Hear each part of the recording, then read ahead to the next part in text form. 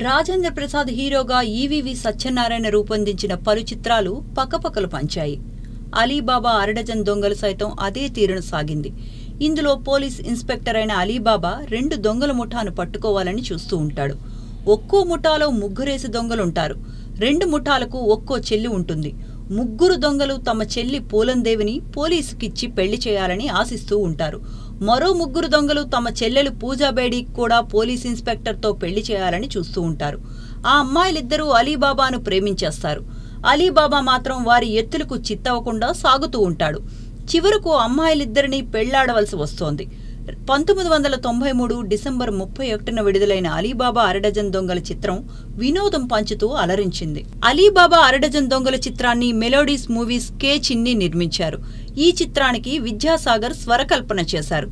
ఇందులోని 6 పాటల్లో వేటూరి ఓ పాట పలికించగా మిగిలిన పాటలు భువనచంద్ర కలం నుండి జాలువారాయి.